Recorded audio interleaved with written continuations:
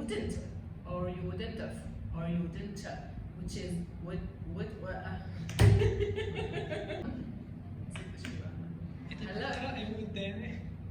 Hello everyone. Good evening everyone. In this video we're going to work on our listening skills, and at the same time we're gonna hopefully learn some vocabulary, and also we will work on our speaking skills. Ready? Let's start. This is Jeihan and this is my YouTube channel. It's not a secret that developing and improving listening and speaking skills is a hard task. It takes time and a lot of effort, especially if you're not exposed to the language. So the only thing that we can do is to listen as much as possible. I know it's not that easy because lacking of vocabulary and the grammar gets in the way. Apart from the fact that it's sometimes difficult to understand native speakers' speech. And this is because of the connected speech and the reductions that they use all the time. I have discussed this in a previous video. I'm going to leave the link below in the description so you can go back to the video. Native speakers speak faster and more naturally because of these reductions. The language flows smoothly, so they sound not choppy or abrupt. This is why in this video we're going to analyze some fragments of TV shows and movies. These movies that we all love so much. To be honest, I can just spend the whole weekend watching movies. So this video is going to teach us how to sound more naturally ourselves. First, let's watch a fragment from Mark Zuckerberg's, the founder of Facebook, Harvard speech.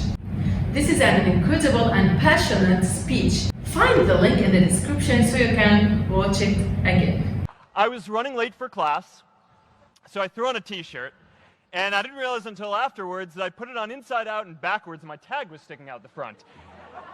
I couldn't figure out why no one in class would talk to me. Now let me tell you what he's saying.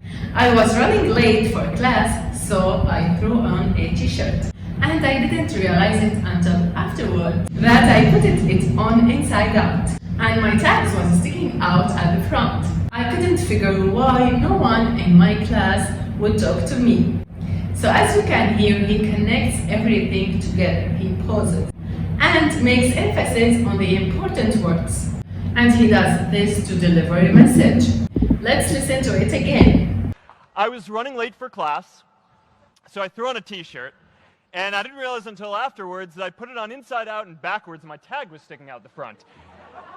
I couldn't figure out why no one in class would talk to me. And I didn't realize it until afterwards. And I didn't realize it until afterwards. He says this very quickly. He pronounces it really fast, so incoherent. It's like he swallows most of the sounds and blends them together. But people, of course, understand him. But for non-native speakers, it's difficult to understand connected words. Anyway, this is a good way to train your ear and to know the good way to listen to these videos and to learn from them. So you can know what you are hearing in the first place. And also I put it on inside out and backwards. So I put it on inside out and backwards. He pronounced this sentence very quickly because it's not important for the message, so this is why he connects all of these sounds together. Now what I want you to do, I want you to practice to pronounce these words and to try saying these connected words at least separately in the beginning. So let's try. And I didn't realize it until afterwards. And I didn't realize it until afterwards. You don't have to say these words not clear the way he says them, but at least you can try to practice them so you can speak fast.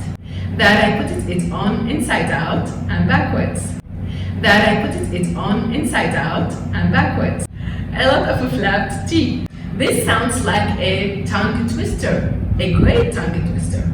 And this is what every native speaker usually does. This is just the natural way of speaking. It is also very important to know grammar because when people ask you questions like, what are you doing? What do you do? The only difference in the two questions is the words doing and do. In the first question, we're asking the other person, what are you doing like now, right now? What action are you taking? But in the other question, we are asking the other person, what is your job? What do you do? What are you doing? Just to be clear, people can ask these questions just clearly. They can say, what are you doing? What do you do? Also, we can hear something like, what did you do last night? Or would ya? It's an abbreviation for would you? Or what's that mean? What's that mean? It is for what does this mean? You can hear all of these reductions. It's crazy, I know. To train your ear, I recommend you to do something, let's call it an exercise, which is to watch a movie or a TV show with a subtitle, but whenever you start watching, pause this video and try to read the subtitles, then try to repeat them again, then re-watch this video or this sentence in this video to know if you're pronouncing it correctly. Let's listen and analyze some more examples. Sorry, I didn't mean that. You wouldn't have said it if you didn't mean it. You wouldn't, or you wouldn't have, or you wouldn't have, which means you wouldn't have.